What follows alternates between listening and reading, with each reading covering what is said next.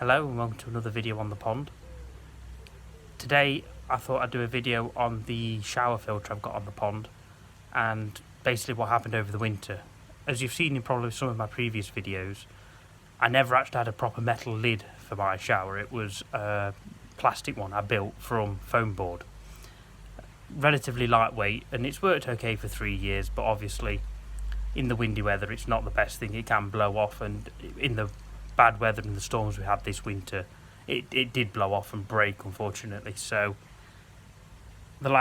yesterday I basically decided to go and get a proper stainless steel lid that matches the rest of the shower for the filter, because I thought I was always planning on doing it at some point, and should have ordered it when I ordered the filter 4 or 5 years ago now, but just never did. It's one of them jobs I finally got around to actually doing. So the slight difference is, though, and I'll show you this now, is my shower feeds from 2 pumps and has 2 spray bars.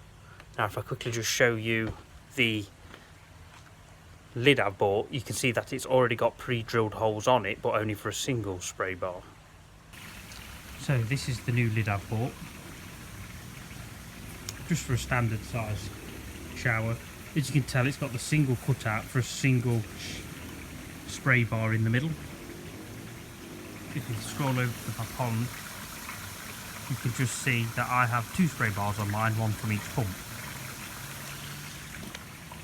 So this hole is cut out at either end of the lid. So basically what I've got to do is I have to make this hole wider so I can sit the 2 spray bars in. Now what I've done to do this is the angle grinder, obviously safety specs and some earmuffs as well, just because of how noisy it is. But if I just move this way, you can just see there, look, I've already cut the shape out, marked it with obviously a marker pen where it needs to be, and got relatively straight lines doing it that way, so quite happy with that. And we'll try it on now and see how it fits. Well, that's the new lid on the shower. As you can see, there is a hole at this end that I do need to fill in, so I'm going to use some of the black foam board I had for the previous lid and just fill that little hole at the front there. But yeah, that's not going to blow off anyway. There's a fair bit of weight behind it and it does fit nice and snug, so quite happy with that. I thought probably best doing a quick view of the pond while we're here as well. Not much really to update on, there's still all the same fish. It's like getting quite a bit of this froth on the top at the minute, but I haven't really got the skimmer on very high at the minute. And the feed ring cage I've normally got around there to try and stop some of the froth spreading out, I've took out at the minute just to do some maintenance to the shower and things. So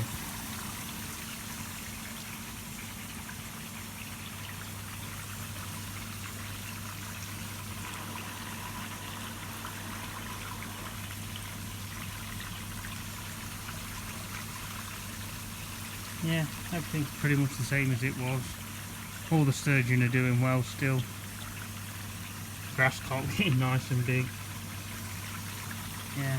As far as food goes, if I just get the food out.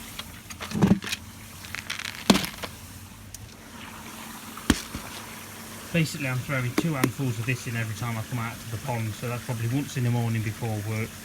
Again when I get home from work it's about 3, and then probably a couple more times in the evening.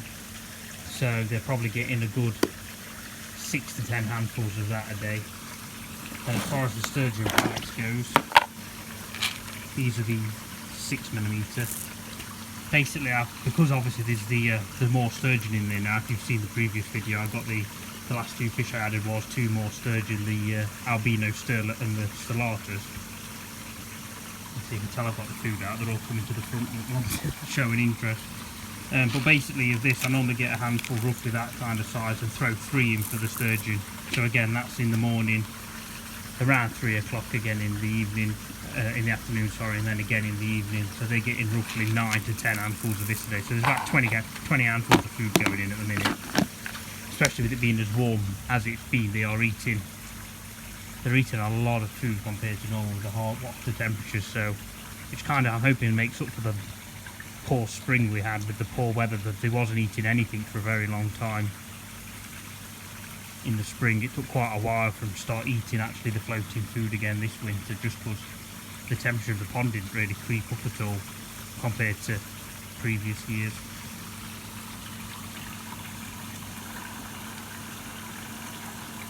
I've been slowly training some of them to feed out my hand. This achiever's definitely getting very friendly. But yeah, okay, if you like the video, again, please like and subscribe, and yeah, check out some of the other videos, and if you've got any suggestions, drop them below.